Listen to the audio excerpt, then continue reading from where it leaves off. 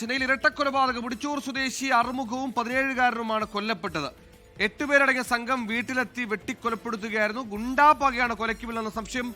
മനേഷ് മൂർത്തി ചെന്നൈയിൽ ചേർന്നു. മനേഷ്, പറയൂ.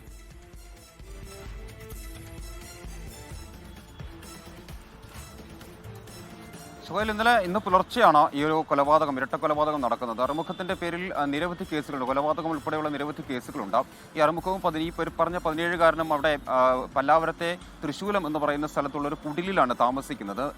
ഒരിടത്ത് സ്ഥിരമായി താമസിക്കുന്ന സ്വഭാവക്കാരനല്ല അറുമുഖം എന്നുള്ളതാണ് പോലീസ് പറയുന്നത്. അങ്ങനെ പലയിടങ്ങളിലും കേസുകൾ ഉണ്ടാകുമ്പോൾ ഇത്തരത്തിലുള്ള ഇടങ്ങളിലൊക്കെയാണ് താമസിക്കാറ്. കഴിഞ്ഞ കുറച്ച് കാലങ്ങളായി ഇവിടെയാണ് താമസിച്ചുകൊണ്ടിരുന്നത് എന്നും പോലീസ് പറയുന്നുണ്ട്. ഇന്നലെ രാത്രി സമാനമായ രീതിയിൽ കിടന്നുറങ്ങുകയായിരുന്നു രണ്ടുപേരും എന്നുള്ളതാണ്. ഇവർ മയക്കുമരുന്ന് ഉപയോഗിക്കുന്നുണ്ട്, അതിന്റെ വിൽപ്പനയൊക്കെ ഉണ്ട് എന്നാണ് പോലീസ് പറയുന്നത്.